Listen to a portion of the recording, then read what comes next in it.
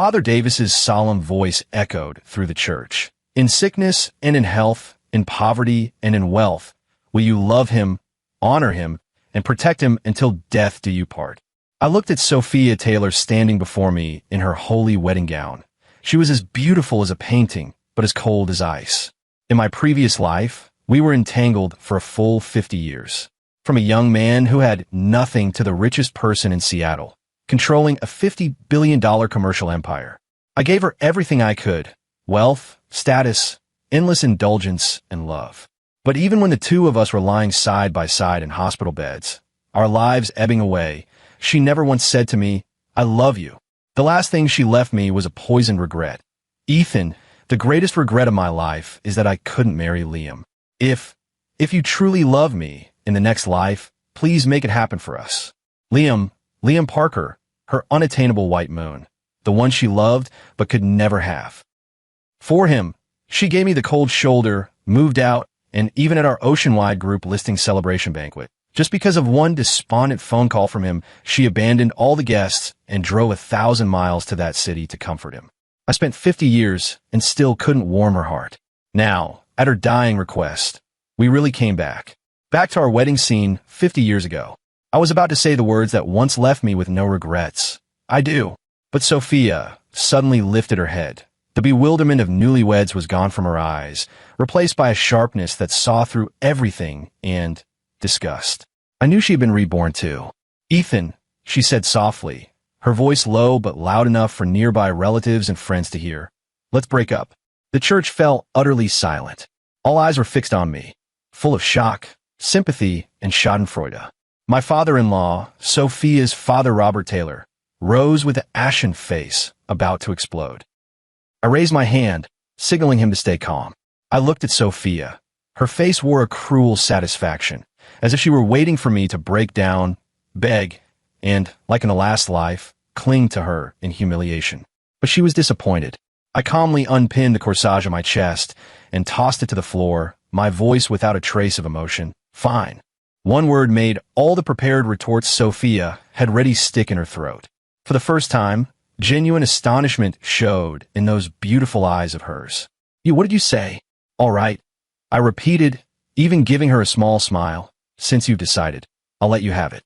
After all, a forced melon isn't sweet." Father Davis stood awkwardly in place, at a loss. The guests began whispering among themselves, and the scene briefly spiraled out of control.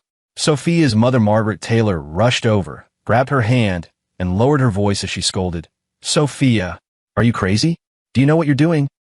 "I'm well aware of what I'm doing." Sophia shrugged her mother's hand off, her gaze fixed on me as if trying to find even the slightest trace of pain beneath my calm facade. "Ethan, stop pretending. Do you think this will make me change my mind? Let me tell you, it's impossible. The person I love has never been you." Her words were like a sharp knife, precisely stabbing at the heart I had in my previous life. But now that heart had long since been replaced, its core hardened like iron. I ignored her hysterics and instead turned to the dumbfounded parents on both sides, bowing slightly. "Dad, Mom, Uncle Robert, Aunt Margaret, I'm sorry, today's wedding is canceled." After saying that, I turned and left without a trace of reluctance. Stepping out of the church doors, the sunlight was blinding. I took a deep breath. The heaviness and resentment that had built up in my chest over 50 years vanished in an instant. All the things from my past life clung to me like maggots on bone, tormenting me for half my life. I remember the eve of Oceanwide Group's IPO.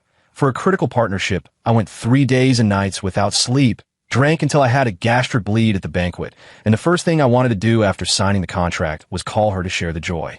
On the other end of the line was her cold voice. "I'm with Liam. He's in a bad mood. Don't bother me unless it's important." I remember my 50th birthday. I had booked Seattle's finest hotel and invited all the business elites. She, as the hostess, vanished midway through the banquet. Only later did I learn that Liam's exhibition wasn't selling, so she paid out of her own pocket to buy every painting and spent the night drinking red wine with him in the gallery. The next day, the entire Seattle high society was mocking me, Ethan Johnson, as a cuckolded weakling. I used my dignity, my wealth, even my life to love a woman who would never love me back. I thought love was sacrifice, was letting go, But only when she said, "Let go," on her deathbed, did I understand that my love, to her, was nothing more than the shackle and prison blocking her from rushing toward her true love. My efforts were worthless in her eyes. Now, I have been reborn. Sophia, since you want freedom so badly want to fly together with your Liam, fine, I'll make it happen for you. But this time, you'll be the one to pay the price. My phone rang. It was a call from Sophia. I hung up without hesitation. Then the text messages started flooding in. "Ethan, come back to me. Let's make things clear. Do you think leaving makes it over? What you owe me? How do you plan to repay it? You coward. What else do you know how to do besides run away?" I looked at those messages, a cold smile curling at the corner of my mouth. Oh, her. In the previous life, she married me right after graduation, never lifting a finger. I built everything from nothing, turning a tiny renovation crew into the ocean-wide group, valued at $50 billion US. As my wife, she enjoyed the fruits of my labor. Designer bags, luxury cars and villas, a private jet. I gave her everything a woman could dream of. And what did she ever do for me? Oh, right, she gave me a child. But when the child was 3, because Liam got drunk after a breakup, she left the feverish child to take care of him, causing the child's pneumonia to worsen and nearly costing his life. From then on, I kept her away from the child. In this life, since the wedding was canceled, our child naturally will no longer have the chance to come into this world. Perhaps, for that child, this is also a kind of blessing. I took a taxi back to what had been our marriage home, a large flat in the city center, with the deed showing only my name. As soon as I walked in, Sophia and her parents and Liam were blocking the doorway. Liam wore a faded denim jacket, his hair a little long, giving off a bit of an artist dissolute vibe. When he saw me, his expression showed unabashed provocation and smugness. In the previous life, it was precisely that the whole world owes me look that won Sophia 50 years of her sympathy and love. "Ethan, you finally show your face." Sophia stood with her arms folded like an arrogant queen. "You ruined the wedding. You've completely humiliated the Taylor family. So tell me, what are you going to do about it?" Her skill at crying wolf was as practiced as ever. I slipped on my slippers and walked straight to the sofa in the living room, poured myself a glass of water, and completely ignored their presence. Sophia's father, Robert Taylor, trembled with anger. "Ethan, what kind of attitude is that? Sophia has already said she won't marry you. We're here today to talk about compensation." Compensation? I finally lifted my eyelids and looked at them, as if watching a clumsy farce. "What do I owe you compensation for?" "You," Sophia cut in. "Ethan, we've been together for 3 years. I gave you the best years of my youth, and now you want to walk away? So you married me, so I could provide you with a comfortable life, right? Now that you won't marry me, the deal is off, and we owe each other nothing," I said flatly. Sophia's face flushed red and then turned pale. She hadn't expected that the man who once obeyed her every word would now dare to humiliate her with such blunt remarks. "You're lying," she screamed. "I love you. Love me." I laughed. "Love the person next to you?" I turned my gaze to Liam, who had remained silent but was holding Sophia's shoulder in a victor's pose. Liam met my gaze and lifted the corner of his mouth. "Ethan, since Sophia has already made her choice, you, as a man, should be magnanimous. You can't force matters of the heart." "Magnanimous?" I stood up slowly and walked over to them. I'm half a head taller than Liam.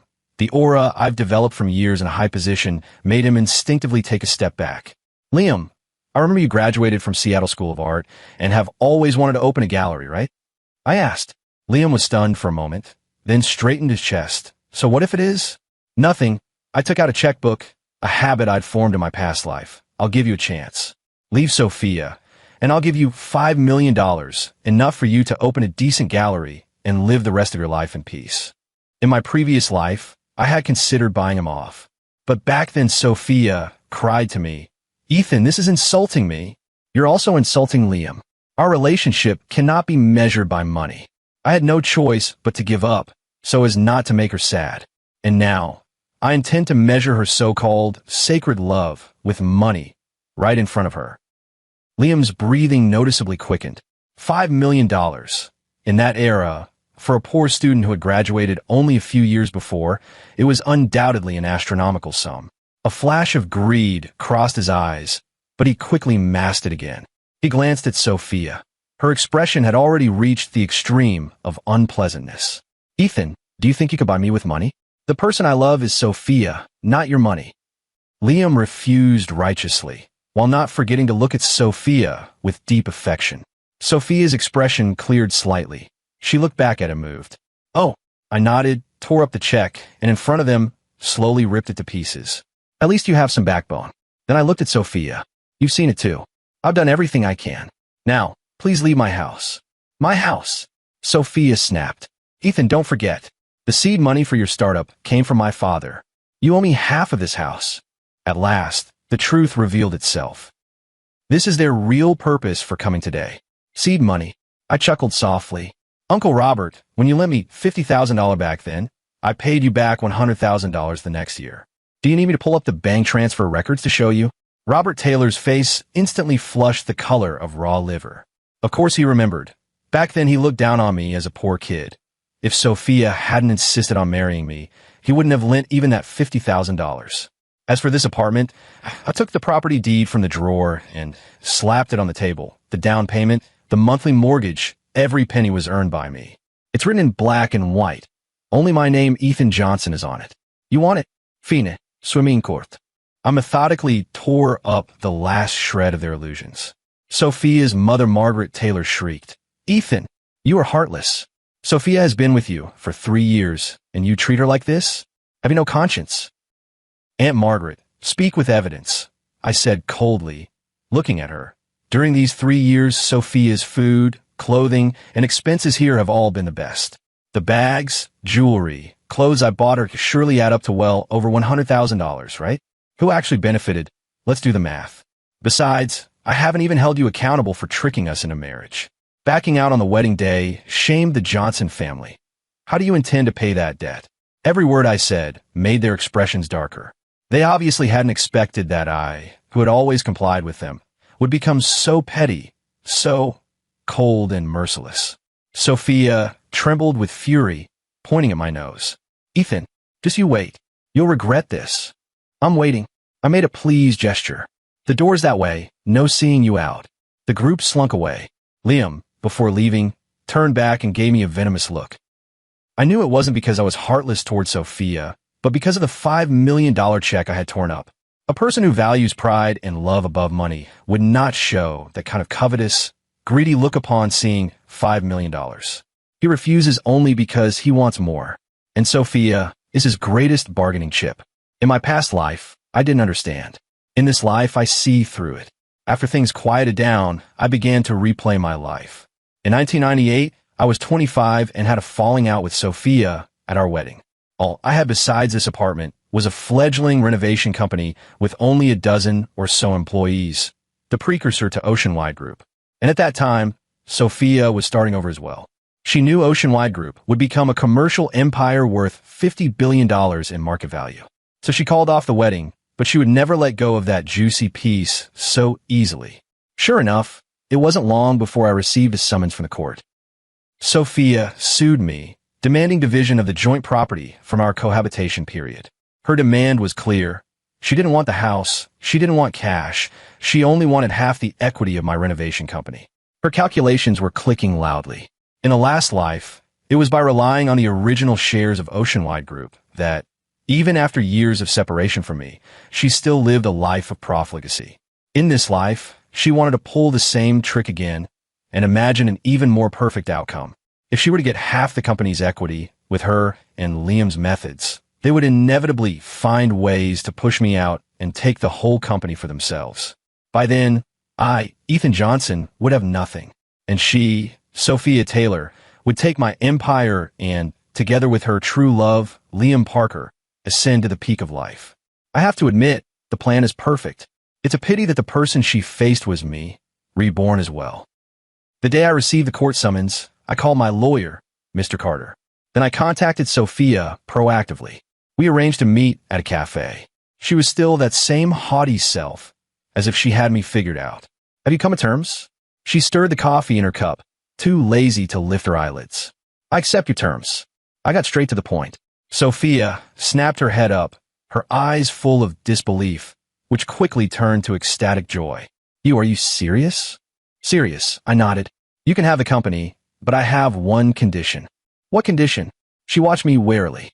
The company still has some debts, about $200,000. Since you want the company, you'll have to take on the debts as well, I said calmly. This was actually the first trap I set. The company did have debt, but far more than $200,000. Because of one stall project, I was burdened with nearly $800,000 in debt. In 1998, that was enough to crush any small business. In my last life, to pay that off, I worked day and night, nearly costing me my life. Sophia didn't know any of this. In her reborn memories, my company had been smooth sailing and rising to the top from the very beginning. She thought the $200,000 I mentioned was just a casually mentioned little problem. All right, I agree. She barely hesitated. But we need a contract, written in black and white, stating that 100% of the company's equity belongs to me. She was afraid I would go back on my word, or only give her half. Fine. I nodded. Seeing the uncontrollable joy and greed on her face, I felt nothing but coldness inside. She abandoned even the most basic investigation and thought just to get my company. In the last life, she scorned me for being obsessed with money. In this life, she couldn't wait to jump into the pit I had dug just for cash. How ironic. Before long, under the witness of lawyer Mr. Carter, we signed the equity transfer agreement. I transferred that renovation company called Salloway Decoration Company, Chihong, Jiangsu, Gungsu, along with all its assets and liabilities, entirely to Sophia. The moment she received the agreement, Sophia and Liam, standing behind her, exchanged a smile. That smile was full of mockery toward me and boundless longing for the future. They thought they had won that enormous business empire of the future. They even, on purpose, put on a passionate kissing show right in front of me as they walked out of the law firm. Liam held Sophia in his arms and mouthed to me, "Thank you, Mr. Johnson." I smiled and said nothing. Sophia, Liam, the game has only just begun. The first thing Sophia did after taking over the company was rename it Sophia and Liam Decoration, Weijue Zhangshi. Naming it after her, and Liam announced to the world that the company now belonged to them. Immediately after, she appointed Liam, who had no management experience, as the company's general manager, giving him full responsibility for operations. The first thing they were going to do was replicate the success trajectory of my previous life. I remember very clearly that the first turning point in Salloway Decoration Company's rise was securing all the full decoration contract for Seattle's newly developed Blue Bay community. This project earned me my first bucket of gold and made Salloway famous in Seattle's industry overnight. In Sophia's memory, this project was a sure win. So when the developer of Blue Bay community opened the public tender, Sophia and Liam Decoration did not hesitate to submit a bid, and to ensure nothing went wrong, they pushed the quote down to an almost non-existent profit margin. They succeeded. Sophia and Liam, in the posture of victors, held a celebration at the company. It was said that at the meeting, Liam proudly announced that Sophia and Liam Decoration was about to take off and would become an industry benchmark for Seattle and even the whole country. At that moment, I was holding the just over $1 million in cash I'd gotten from selling the company in a house, drinking with the village committee secretary, Mr. Wilson, on a desolate patch of alkali soil in the most inconspicuous west suburb of Seattle. "Mr. Johnson, are you really going to lease this land of ours?" Mr. Wilson's face was flushed from drink and his tongue a little thick. "This is all alkaline soil. Nothing grows here, and even building houses is risky because the foundations aren't stable. What do you want to rent it for?" A man from the mountains has his own clever plans. I topped off his glass and smiled. "Mr. Wilson, we signed a contract, remember? 50-year lease, rent paid in full up front. For those 50 years, this land is mine to use." That's right. It's on paper in black and white. How could it be fake?" Mr. Wilson grinned from ear to ear. "This wasteland of over 2,300 mu can bring the village $200,000 in annual rental income. Leased for 50 years, it's practically a windfall fallen from the sky for them."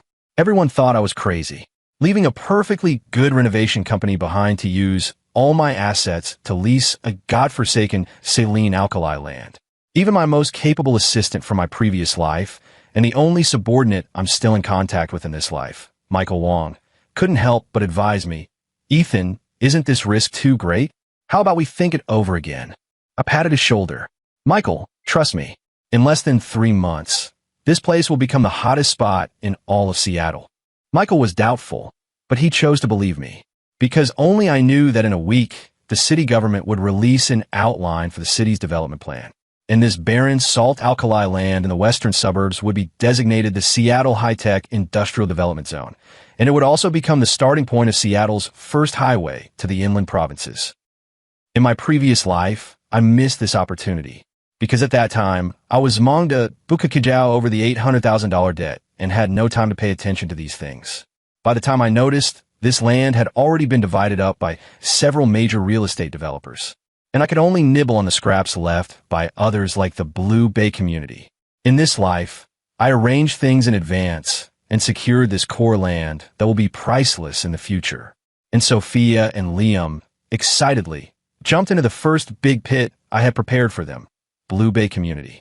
Sophia and Liam had no idea that the Blue Bay community project, though flashy on the surface, was actually a bottomless pit. In my previous life, the reason I was able to make it work was because I had a life-or-death friendship with the developer CEO. He tipped me off in advance, told me the project's payment cycle would be extremely long, and told me to be prepared to advance funds. Even so, this project nearly broke my cash flow. I barely got through it by resorting to high-interest loans. As for Sophia and Liam, one lacked background, the other had no connections. They only saw my successful outcome, but were completely unaware of the dangers behind it. Their low bid win meant that profit margins had been squeezed to the extreme, and the developer had been replaced by a notorious deadbeat from Seattle who was infamous for using any means necessary. They threw themselves into it, using all the company's working capital and even taking out loans in the company's name to buy materials and recruit workers. The project was underway in full swing, but before long, problems started to emerge. According to the contract, the developer should pay the first progress payment when the project is more than half completed. But the developer shirked and delayed with various excuses and didn't pay a single cent. Suppliers scoured the company's landline with demand calls, and the workers, unable to get their wages, began striking and causing trouble. The company's cash flow broke. At that moment, the previously hidden $800,000 abandoned project debt I had concealed also came due. Creditors came one after another, blocking the doors of Sophia and Liam decoration, so it was impossible to get through. Sophia and Liam were completely panicked. The company in their hands had not become a golden egg-laying hen. Instead, it had turned into a bottomless pit that ravenously swallowed their energy and money. Beset by internal and external troubles, the company was on the brink of bankruptcy. I saw them in a news report. On the TV screen, Sophia, abandoning her usual refined elegance, had disheveled hair and a haggard face, surrounded by a group of agitated workers as she shouted herself hoarse, trying to explain something. And Liam, her so-called true love, who fancied himself an artist, cowered behind her like a startled quail. Off-screen, the reporter narrated in a cold voice, Sophia and Liam Decoration Company has been sued by multiple suppliers for overdue project payments and workers' wages. The company's legal representative, Sophia Taylor, has been listed as a dishonest person. I turn off the TV and pour myself a glass of red wine. In just 2 months, they had personally destroyed their beautiful future, even faster than I had anticipated. That afternoon, I received a call from Sophia. Her voice was full of fatigue and hoarseness. Long gone was the haughty manner she once had. "Ethan, can we meet?" "No time." I refused outright. "Please." She had begun to cry on the other end of the line. "Just once last time." I was silent for a moment, then I agreed. I was curious. At this point, what other tricks could she possibly have? The meeting place was still that same cafe. She had lost a lot of weight, her eye sockets sunken, and no matter how expensive the cosmetics, they couldn't hide the exhaustion etched across her face. When she saw me, her eyes were complicated, resentment, unwillingness, but more than that, a helpless plea. "You did this, didn't you?" She stared at me. The mess with Blue Bay community and that suddenly appearing debt. "It was all part of your plan." "So what if I did?" I couldn't be bothered to deny it. Her body shook and tears fell instantly. "Why? Ethan, why are you doing this to me? Even if we can't be husband and wife, you don't have to be so ruthless, do you? I thought you at least loved me." That was the funniest joke I had ever heard. "Love you," I retorted, "when you were wearing a wedding dress, in front of all our friends and family, announcing you were breaking up with me to run off with another man. Why didn't you talk to me about love then?" When you and Liam teamed up, greedily trying to take the company I built from scratch, dreaming of a future where you climb up over me. Why didn't you talk to me about love? Sophia, stop tossing the word love around. You have sullied that word. My words were like a knife, tearing away her last shred of modesty. Her face went deathly pale, her lips trembling, unable to speak. After a long while, she finally squeezed out between her teeth, "What exactly do you want?" "I don't want anything." I picked up the coffee and blew on the steam. "Just watching a show. From the looks of it, this show is pretty entertaining." "Ethan." She shot to her feet, hands braced on the table, leaning forward as if about to throw herself at me. "You win. I give up. Please, please spare us." She began to cry and lament. She cried about how she had spent the past 2 months, cried about how useless and cowardly Liam was, cried about how she had been driven to despair. "I don't want the company anymore. I'll get it back to you. I don't want anything. Just please, step forward and solve this mess," she pleaded. "For the sake of the 3 years we had." "Affection," I interrupted her. "Our bond was wiped out the moment you called off the engagement. As for the company, a debt-ridden mess entangled in lawsuits. I wouldn't take it even if it were given to me for free." I stood up, preparing to leave. "Don't go." She grabbed my sleeve, her posture humbled to the dust. "Ethan, I know I was wrong. I really know I was wrong. I shouldn't have been possessed. I shouldn't have listened to Liam's." She began to shift all the blame onto Liam. "It was him. He egged me on. He said your company would be worth tens of billions in the future. He said that if we got the company, we'd never have to worry about food or clothing for the rest of our lives. He lied to me." Looking at her like that made me feel nauseous. Who was it that swore on the wedding day they loved Liam? Who was it that went against the whole world for him? Now that something's happened, he's been made the scapegoat. As expected, spouses are like birds in the same forest. When disaster strikes, each flies away on their own. Besides, they're not even married. This is your business, not mine. I pulled my hand away from hers. She staggered back 2 steps, collided with the corner of the table, and spilled coffee all over herself. Embarrassed and disheveled. "Ethan," she shouted, as if grasping at a last straw. "I know a secret, a huge secret about Seattle's future development. If you help me, I'll tell you." I stopped in my tracks and looked back at her. I was curious what secret could be in her head, which held nothing but love affairs and wealth and glory. A flash of hope crossed her eyes as she lowered her voice and said, "It's the west suburb. The government is about to develop that patch of saline alkali land in the west. Land prices, they're dirt cheap right now, like giving it away. If we buy now and sell later, we'll make hundreds of times the profit." She thought this was her only card to turn the tables. She thought this was a world-shattering secret known only to her, the reborn one. She looked at me full of expectation, waiting for me to show shock and ecstatic joy. Then I laughed. I laughed loudly, rocking back and forth. Her expression, in the wake of my laughter, grew stiff little by little, turned deathly pale. What are you laughing at?" I stopped laughing, looked at her as one looks at a pitiable, buffoonish little clown. "Sophia, do you think you're the only protagonist in this world?" I took a document out of my pocket and threw it onto the table in front of her. "Take a good look." It was a photocopy of a land lease contract. On it was written clearly, "Let's see, Ethan Johnson. Leased land, Seattle West Suburb Saline Land. Leased area, 2,300 mil. Lease term, 50 years. The date at the bottom was 2 months ago, which was the day after we signed the company transfer agreement." Sophia's eyes were fixed on that contract. Her pupils shrunk to pinpoints from extreme shock and fear. Her breathing quickened, and her body began to tremble uncontrollably. "No, impossible, this can't be," she murmured. "How could you know? How could you?" "I know far more than you imagine." I looked down at her and spoke slowly, word by word. "In your eyes, I'm just a pitiful, stepping stone you abandoned. But in my eyes, you and your so-called true love are merely 2 pawns I toy with at will. You think taking my company stole my future? Wrong. I merely tossed a piece of garbage I never wanted onto you. You think uncovering the West suburb development secret gave you the key to turn things around? Wrong. The moment I acquired that land, there was no longer a place for you at the table. Sophia, you've always been nothing but a joke." The final sentence completely crushed her. She slumped into the chair, her face ashen, eyes hollow, as if all her spirit had been drained away. In that moment, I finally understood. The cruelest revenge against someone like Sophia isn't to leave her with nothing. It's to make her see clearly that everything she schemed for, betraying and hurting others without hesitation, was nothing more than trash that others scorn.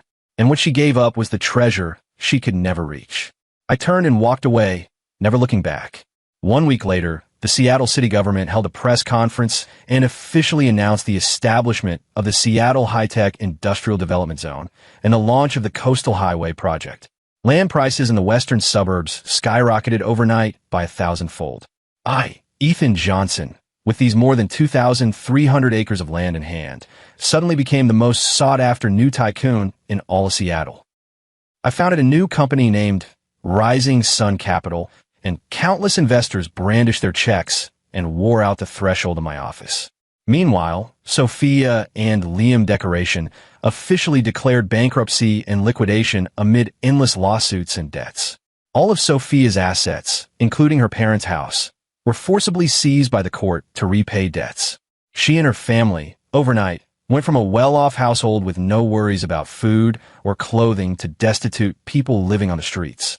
After the company went bankrupt, Liam disappeared immediately. They say he absconded with the last of Sophia's cash and ran off to the south. Sophia's once-in-a-lifetime love ultimately ended in a farce that left both her and her fortune empty-handed. I thought the story should end there. I had won everything I wanted, and those who betrayed me had paid a bitter price. A thoroughly satisfying turn of events. But I hadn't expected that behind this grudge spanning 2 lifetimes there lay an even deeper secret.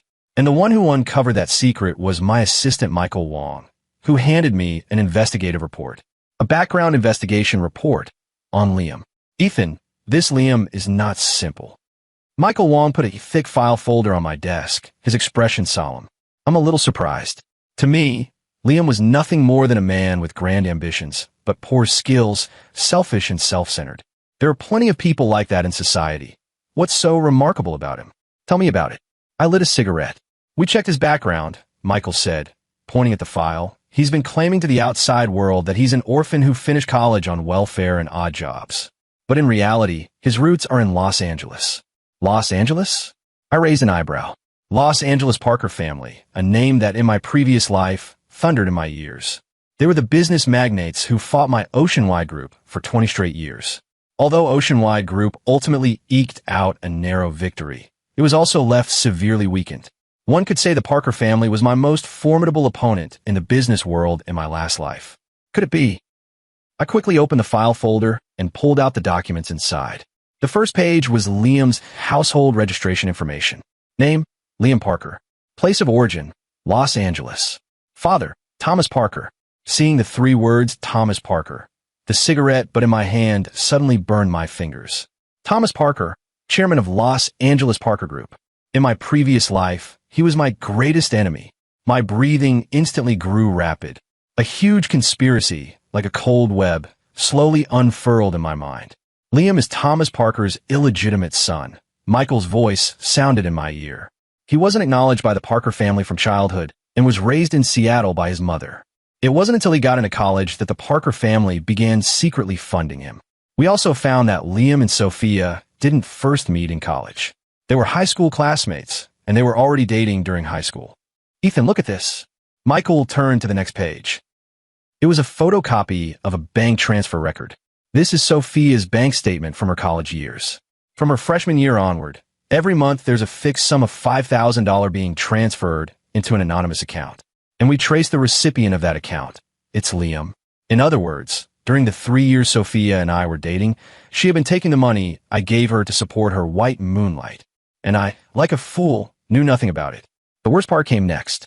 Ethan, that's not the main point. Michael's expression grew even more grave. We intercepted a recorded call between Liam and his half-brother, Ryan Parker. That recording was made shortly after you and Sophia broke up. Michael pressed play. On the recording, a young, arrogant voice sounded. Ryan. Liam, not bad. That femme fatale trick of yours was pretty well played. I heard that idiot Johnson walked away with nothing and left the company to Sophia. Ryan, don't get cocky. It's not over yet. Liam's voice sounded somewhat restrained. Ethan is calmer than I expected. I keep feeling that something is off. What's wrong with that? Just a fool blinded by love. Dad said once you completely take control of Oceanwide Group, We'll make your identity in the Parker family public and let you return to your ancestors. By then, Ocean Y Group will be the stepping stone for our Parker family to swallow up the Seattle market. Ocean-wide swallow. I couldn't hear the rest. My head buzzed, and it felt as if the blood in my body froze instantly. So that's it. So that's how it was. I had always thought that Sophia's coldness and betrayal toward me were because she loved Liam deeply and didn't love me. This was a multiple-choice question about love. I lost. I lost to that irreplaceable moonlight in her heart. But only at this moment did I understand that I was wrong. Completely, utterly wrong. This is not a love story at all.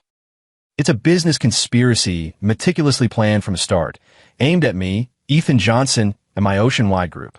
Liam didn't approach Sophia out of love. He came with a mission. He was sent by the Parker family, using love as a weapon to infiltrate my inner circle, corrode my foundations, and ultimately, from both inside and out, devour everything I had. And Sophia? Was she truly deceived? Was she really completely unaware of all this? No. A woman who can enjoy the luxurious life I provide while placidly using my money to support another man for 3 whole years. A woman who can, at our wedding, abandon me without hesitation for true love and destroy my reputation. A woman who, after being reborn, immediately reacts by trying to seize my future business empire. How could she possibly be an innocent, naive, romance-obsessed person? She and Liam, from beginning to end, were in it together. They were not lovers. They were accomplices. In my previous life, those 50 years, the tragic love I thought I suffered, the emotional neglect and psychological torment I endured alone, were all just a play they performed to cover up this earth-shattering conspiracy against me. She did not love me. She was harming me. Her final, in the next life, please let us be together, to me was by no means a confession of regret. That was a declaration of war against me. She was telling me that in her next life, she would still be with Liam, continuing the work they hadn't finished. Completely destroying me. Ethan Johnson. I suddenly slammed my fist down hard on the mahogany desk. The papers and the cup on the desk bounced and were sent crashing to the floor, shattering everywhere. Michael was startled. Ethan, I'm Fina. I lifted my head. My eyes were full of bloodshot veins, but my gaze was unnaturally calm, a terrifying calm. That feeling was like the deathly silence before a storm. 50 years of deception. 50 years of manipulation. I, Ethan Johnson, have lived my whole life and ended up a joke. All my love, all my devotion, all my pain and forbearance were merely a single pawn on someone else's chessboard. Sophia, Liam, the Parker family. Good, very good. Since you want to play, I'll play with you and turn everything upside down. Last life, I only beat you. This lifetime, I will make sure none of you can crawl out of hell. I spent 3 days locked in my office. 3 days later, I came out. When Michael saw me, he could hardly recognize me. I'd lost a layer of flesh. My eye sockets were hollowed, but my whole being radiated an unprecedented sharpness and cold. Ethan, what are you? Michael, gather everyone useful. I need you to do a few things for me. I didn't waste words and dove straight into assigning tasks. First, use Rising Sun Capital's current reputation and influence to lever every bank and financial instrument you can. I want to raise the maximum amount of cash in the shortest possible time. Second, establish a professional financial team and begin, on the secondary market, mercilessly sniping and acquiring Los Angeles Parker Group's outstanding shares regardless of cost. I will, without their awareness, become one of their potential largest shareholders. Third, use every means to collect dirt on the Parker Group, especially on Thomas Parker and his son, everything they have done over the years. Tax evasion, collusion between officials and business people, illegal operations, any evidence that can utterly destroy them, I will obtain it. Michael listened to my plan and drew sharp breath. He knew I wanted revenge, but he hadn't expected my target to be so vast or my methods so ruthless. This is no longer business warfare. This is a fight to the death. Ethan, doing this, we're also dancing on the edge of a knife. If, no if spunto, I cut him off. Whether we build an empire on the cliff or crash to pieces with them depends on this one move. There wasn't the slightest hesitation in my eyes. Being reborn once, if it were only to make some money, that would be a terrible insult to the 50 years of humiliation I'd been cheated out of. Michael looked at me and, in the end, nodded heavily. All right, Ethan, I'm with you. Over the next 6 months, the entire Seattle business world witnessed Rising Sun Capital rise like a rocket. Thanks to the huge success of the high-tech zone project, I quickly completed the original accumulation of capital. Then I began to invest and acquire companies like crazy. Internet, biotechnology, new energy. Using memories from my previous life, I precisely rode every trend of the next 20 years. My wealth swelled like a snowball, expanding at an astonishing speed. 1 year later, Rising Sun Capital scale had already quietly surpassed the peak period of my previous life's oceanwide group. And I had done all of this extremely low-key. Apart from a few people inside the circle, the outside world's understanding of me and of Rising Sun Capital still remained at the level of a lucky person who got rich through real estate. And the Parker family in Los Angeles had no idea that 1,000 miles away in Seattle, a starving wolf was staring at them intently. They were still mired in the arrogance of their century-old family. Meanwhile, on the other side, I occasionally heard updates about Sophia. She had completely fallen from grace. Because she was placed on the list of dishonest persons, she couldn't find any decent job. To survive, she washed dishes in restaurants, worked as a cashier at supermarkets, and was even seen running a stall under the overpass. The beauty she once took pride in withered quickly under the crushing weight of life. Her father, Robert Taylor, could not bear the fall from the clouds, fell ill and never recovered, and not long after passed away. Her mother, Margaret Taylor, washed her face with tears every day, endlessly muttering that she was a jinx who ruined the whole family. Once, Michael ran into her on the street by chance. She was fighting with people over an apple stall that had been overturned by urban management, her hair disheveled, her body filthy, like a madwoman. When Michael told me this, I had no reaction at all. Pity her misfortune? Anger at her lack of struggle? No. In my heart, there was only indifference. Everything about her was her own choice. What I truly cared about was her missing accomplice, Liam. Michael's men finally found him in a small town in the south. He didn't live the carefree life I imagined, strolling off with the stolen money. He was worse off than Sophia. His leg had been broken. In an underground casino, he survived by serving tea and fetching drinks. The ones who beat him were sent by the Parker family. Because the bankruptcy of Sophia and Liam Decoration not only dashed the Parker family's plan to absorb Oceanwide, but also exposed some shady accounts, causing the Parker family a bit of trouble.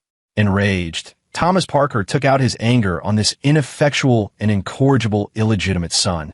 Not only did he cut off all his funding, he also sent people to give him a lesson he would never forget. Now Liam is a worthless ruin abandoned by his family, with nothing left. When I heard the news, I laughed. Retribution came quickly, but I knew this was far from enough. My revenge on the Parker family was only just beginning. The best part is yet to come. 2 years later, Los Angeles, Parker Group headquarters building. A shareholders meeting that will decide the company's future was being carried out tensely. Thomas Parker sat in the chairman's seat, his face so sullen it looked as if it could drip water. These past 2 years, life at Parker Group had been very hard. First, several traditional industries the company depended on inexplicably suffered a Waterloo, and their market share was frantically eaten away by a few suddenly emerging new companies. Then a financial scandal broke out within the company. The stock price plummeted, and market value evaporated by nearly 1/3. To steady the situation, Thomas Parker launched a so-called $100 billion chip project that he claimed would allow the company to take off again. He went all in, pouring most of the company's liquid assets into it. Today, he called a shareholders meeting to persuade the other shareholders to inject more capital and support his chip project. Ladies and gentlemen, I know the company is facing some difficulties right now, but please believe me, as long as our chip project succeeds, Parker Group will usher in an even more glorious tomorrow. Thomas Parker's voice sounded somewhat lacking in confidence. The shareholders below whispered and conferred, discussing among themselves. Obviously, they weren't buying the big picture he was painting. Mr. Parker, it's not that we don't believe you. It's just that this chip project requires too much investment and carries too much risk. Do you see where a company stock price has already fallen to? If we keep burning money like this, we'll all be starving along with you. A major shareholder stood up and said bluntly, "Yeah, with the current panic outside, everyone says mysterious capital is maliciously shorting us. Do you really have the luxury to pursue these pie-in-the-sky things?" I suggest we stop the chip project immediately, shrink our operations, and preserve the company's core business. That's the real priority. Voices of opposition rose one after another. Fine beads of sweat appeared on Thomas Parker's forehead. He hadn't expected that the authority he'd built in the company over decades would be shaken to this degree in just 2 years. Just as the situation was about to spiral out of control, the conference room door was pushed open. A young man in a tailored suit, with an imposing air, walked in surrounded by a group of bodyguards and lawyers. Everyone was stunned. "Who are you? I'll let you in." Thomas Parker's son, Ryan Parker, stood up and snapped. The young man ignored him, walked straight to the conference table, glanced around, and his gaze finally settled on Thomas Parker in the main seat. He smiled, took a document from the lawyer beside him, and gently placed it on the table. "Let me introduce myself. My name is Ethan Johnson, founder of Rising Sun Capital. Starting today, I'm also the largest shareholder of Parker Group." My voice was not loud, but in the silent conference room, it was like a clap of thunder, leaving everyone dizzy and stunned. Thomas Parker sprang up, staring at me intently, the muscles in his face contorted with extreme shock. "Ethan Johnson? The one from Seattle?" "That would be me." I nodded with a smile. "Mr. Parker, long time no see." "Oh, no, we should be meeting for the first time. But your name has been ringing in my ears for 20 years. I deliberately emphasized the 3 words, 20 years. Thomas Parker's body wavered, as if he suddenly understood something. His pupils constricted sharply.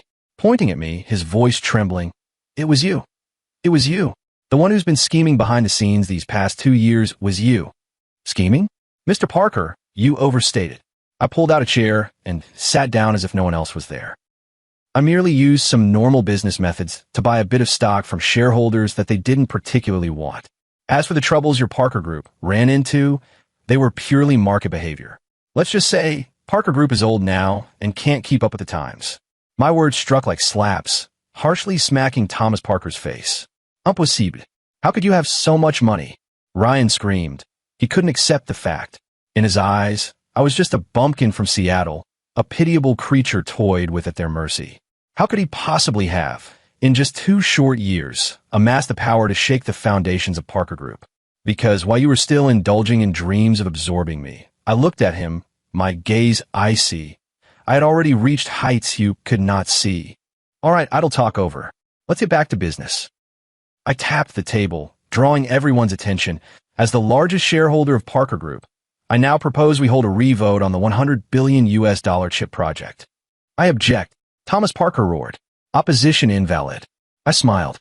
According to the company's articles, a shareholder holding more than 30% has a veto right. As it happens, the shares I now hold are 33%. I paused, looked around at the shareholders present who were already stunned, and announced my first decision. I propose that we immediately terminate the $100 billion chip project and conduct a thorough investigation into all cash flows since the project's inception. I suspect someone has been using this project to line their pockets and channel benefits. My gaze, like a sharp sword, pierced straight at Thomas Parker and his son. Their faces went deathly pale in an instant. Because I guessed right. That chip project was nothing more than a front the father and son used to siphon company funds. If it's investigated, problems will definitely be found. You are slandering me," Ryan shouted, sounding fierce but inwardly weak. "Whether it's slander or not, we can find out by investigating." I leaned back in the chair, fingers interlaced, composed. "Also, I propose we remove Chairman Thomas Parker and General Manager Ryan Parker from their positions. As for the reasons, I think, very soon, the Disciplinary Inspection Committee will give everyone a satisfactory answer." After speaking, I took out my phone and made a call. "Mr. Wong? This is Ethan Johnson. I'm making a formal report. Thomas Parker, chairman of Los Angeles Parker Group, is suspected of multiple counts of embezzlement, illegal fundraising, and collusion between officials and businessmen. Yes, the evidence is conclusive. I'll send someone to deliver it to you right away." When I hung up the phone, the entire conference room fell into a deathly silence. Everyone looked at me as if I were insane. Thomas Parker and Ryan had completely collapsed into their chairs, their faces ashen. They knew it was all over. This shareholders' meeting became the funeral of the Parker family dynasty. I didn't look at them again. I turned and walked out of the conference room. Outside the building, the sun was bright. I tilted my head back and let out a long, heavy breath. The hatred spanning 2 lifetimes finally came to an end at this moment. The fate of the Parker family was predictable. With the evidence conclusive, Thomas Parker and his son were shackled and imprisoned, both sentenced to life.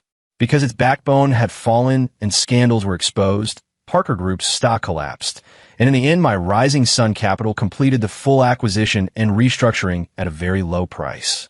A once mighty business empire, which once dominated the scene, vanished like smoke. After I finished all of this, I returned to Seattle. The noise and splendor of Los Angeles had nothing to do with me. My true empire was in Seattle. Life seemed to have returned to calm. Until one day, Michael told me that Sophia had come to the building, wanting to see me. She had come many times and was always stopped by the security guards outside. This time, inexplicably, I said, "Let her come up." I saw Sophia again in my penthouse office. She looked more haggard and aged than the last time I saw her. Not even 30, she looked like a 50-year-old Annie. Her hair was streaked with gray, her gaze clouded, and she wore ill-fitting, cheap clothes. She stood awkwardly in front of my huge desk, not even daring to look up at me. "Speak. What do you want with me?" My voice was indifferent, devoid of any emotion. She was silent for a long time. Then in a voice almost like a mosquito, she said, I saw the news. The Parker family. You brought them down." "Yes." I did not deny it. Her body trembled violently, and she suddenly looked up. In those cloudy eyes, for the first time, a genuine fear and despair appeared. "Why? Who are you really?" she asked in a trembling voice. "You're not Ethan. The Ethan from the last life wouldn't be like this. He loved me very much. The Ethan who loved you died 50 years ago in that carefully plotted conspiracy of yours." I looked at her coldly. "You think rebirth gave you a chance to choose again?" "No, it gave me a chance to see the truth, and then to take my revenge." "The truth?" Sophia looked at me in bewilderment. I smiled. "It's time to make her die with full understanding." I threw that report about Liam down in front of her. She picked it up in bewilderment and flipped through it page by page. When she saw Liam's true identity, the call recordings between him and Ryan, and the bank statement showing the transfers she had made to Liam, her expression went from confused to shocked to ashen and finally to a deathly gray. The documents in her hands were scattered all over the floor. She felt completely drained of strength, collapsing limp to the ground.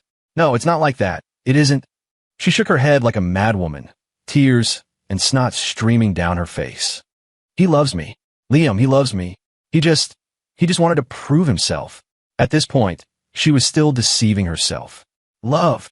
I stepped up to her, crouched down, pinched her chin, and forced her to look into my eyes. "A man who loves you would, back in high school, collude with his family to turn you into a pawn and scheme against your fiancé? Would a man who loves you feel perfectly justified spending the money you swindled from another man and think it's only fair? Would a man who loves you, when you've fallen apart, take your last lifeline of money and then vanish without a trace? Sophia, you're not stupid, you're just rotten. You crave the rich family dream Liam could give you, yet you can't bear to give up the comfortable life I could provide. You wanted everything, so you bet on both sides and lied to both. It's a pity. You schemed your whole life, only to discover at the end that the love you were most proud of is a joke. The person you look down on most is someone you can never afford to offend. You didn't lose to me. You lost to your own greed and stupidity. I let go of her hand, stood up, and looked at her like I was looking at a pile of trash. My words became the last straw that broke her. She lay on the ground, first sobbing softly, then wailing loudly, crying as if her heart would be torn apart, crying as if her insides were being ripped to shreds. She cried for her completely shattered rich marriage dream, cried for her absurd, laughable life. She cried and laughed like a complete madwoman. I was wrong. I really was wrong. "Ethan, I'm sorry. I'm so sorry." She tried to climb over and grab my leg, but I kicked her away. I sneered. "Your regret is worthless. To me, right now, you're not even as good as a stranger." I pressed the landline. "Security, come up and drag this crazy woman out." The security guard rushed in, grabbed the still sobbing Sophia, and dragged her out. "Ethan, give me one more chance. I know I was wrong. I love you. I only love you in this life. Ethan." Her hoarse, desperate cries faded down the corridor until they were gone. The office fell silent once more. I walked to the huge floor-to-ceiling window and watched the bustling traffic and towering skyscrapers of Seattle outside. This is my empire. I won back my life, and I protected my true dignity. As for Sophia, her so-called love, her so-called regret, were nothing but last struggles at the end of the road. In the 50 years of the previous life, she made me live in hell. In this life, I simply returned that hell to her, and I returned it to everyone who had ever hurt me. No debts between us, fair and reasonable. From then on, there is no longer Sophia Taylor in my life. Only the rising sun and a vast, clear sky.